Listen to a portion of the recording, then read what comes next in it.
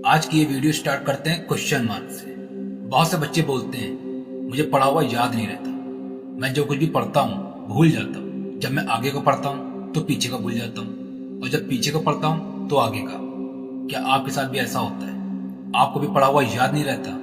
क्या आप चीजों को याद करते हैं लेकिन एक दो दिन में भूल जाते हैं, या फिर पढ़ते समय आगे का याद रहता है और पीछे का भूलते जाते हैं? तो टेंशन मत लो, पढ़ा हुआ कैसे याद रखें इसके लिए एक ऐसी ट्रिक बताऊंगा जिसको अप्लाई करने के बाद आप कभी कोई चीज भूलोगे नहीं। ये ट्रिक मैंने खुद अपने स्टूडेंट्स पर अप्लाई करी है और रिजल्ट बहुत अच्छा मिला है। तो चलो सीधे उस ट्रिक पे चलते हैं और जानते हैं कि आपको क्या करना है। लेकिन आगे जाने से पहले मैं चाहता हूं कि आप इस पैराग्राफ को रीड करो। ऐसा मैं क्यों करवा रहा हूं इसका रीजन आपको आगे पता चलेगा। So read the passage.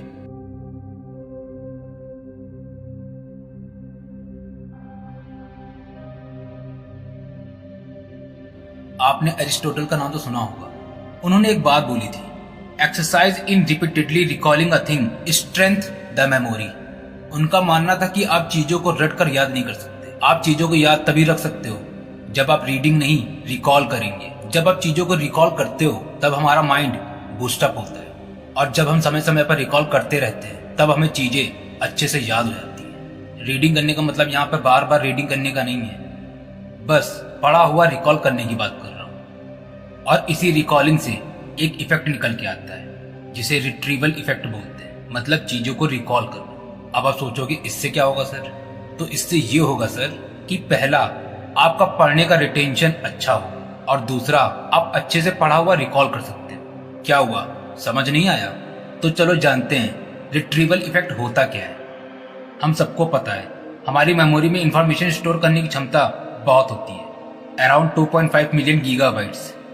जब हम पढ़ रहे होते हैं तो हमारी मेमोरी में इंफॉर्मेशन जाती है और बाहर निकल जाती है। बाहर निकलने का मतलब हमारे अनकॉन्शियस माइंड में चली जाती है। हमें केवल वही चीजें याद रहती हैं जो कॉन्शियस माइंड में होती हैं। तो अब आपको एक बात समझनी होगी, पढ़ा हुआ याद रखने के लिए जो इन्फॉर्मेशन हमारे अनकॉन्शियस माइंड में जाती है उसे हमें कॉन्शियस माइंड में लाना होगा, और उसके लिए बस आपको एक काम करना है, पढ़ा हुआ रिकॉल करने की कोशिश करना है। स्टार्टिंग में थोड़ी प्रॉब्लम होगी, लेकिन प्रैक्टिस करने से चीजें याद होना स्टार्ट हो जाएंगी। अच्छा, स्टार्टिंग में मैंने आपको एक पैराग्राफ पढ़ने को कहा था, क्या आप बता सकते हैं उसके 4th लाइन में क्या लिखा था? जिसको पता हो वो कमेंट करके बताएं, बट आई एम श्योर आप में से मोस्टली लोगों को नहीं पता हो। चलो ठीक है, आप एक बार फिर से रीड करो। आई थिंक इस बार जब आप उस लाइन को पढ़ोगे तो ध्यान से पढ़ोगे, अटेंशन दे के पढ़ोगे, और अगर इस बार मैंने पूछा कि क्या लिखा होगा 4th लाइन में तो आप बता भी दोगे। क्यों, सही बोला ना? तो बस यही होता है रिट्रीवल इफेक्ट। जब आप चीज़ों का अटेंशन देके पढ़ते हो तो हमें पढ़ा हुआ याद रहता है, और तब हम उसे भूलते नहीं। इसका बेनिफिट ये होता है, इससे आपका परफॉर्मेंस अच्छा होगा और रिजल्ट भी अच्छा मिलेगा। रिट्रीवल इफेक्ट 2 पॉइंट्स पर वर्क करता है, जिसको अगर आपने समझ लिया और जान लिया तो आपको पढ़ा हुआ हमेशा याद रहेगा। तो पॉइंट नंबर 1, रीड।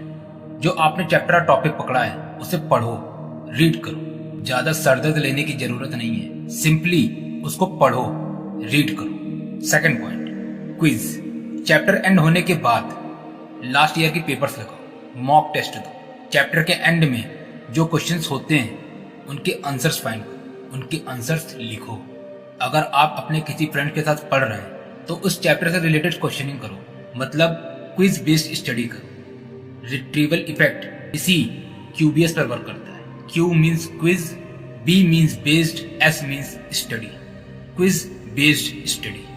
जब आप इस तरह की स्टडी करोगे ना तो आपको चीजें आसानी से याद होंगी और आप उस चीज को कभी भूलोगे नहीं। जब आप पढ़ोगे तो ये जरूरी नहीं कि सब कुछ एक बार में याद हो जाए। जो बातें आप भूल रहे हो या जिन क्वेश्चंस का आंसर आपको याद नहीं आ रहा तो फिर से रीड करो। दूसरी बार रीड करने से आपका अटेंशन उस पॉइंट पर जाएगा जिसका आंसर आप भूल रहे थे, और पढ़ने के बाद अगेन QBS करो। ऐसा करने से आपकी याद करने की क्षमता बढ़ेगी और आप पढ़ा हुआ कभी नहीं भूलोगे। रिट्रीवल इफेक्ट एक ऐसी ट्रिक है जिसका यूज करने से आपका माइंड शार्प होगा, और शार्प होने के साथ साथ आपकी माइंड पावर भी बढ़ेगी। आप चीज़ों को लंबे समय तक याद कर सकते हैं। अगर आप ज़्यादा देर तक नहीं पढ़ पाते तो उसके लिए मैंने ऑलरेडी एक वीडियो बना रखी है, टाइटल है how to study for 16 hours a day.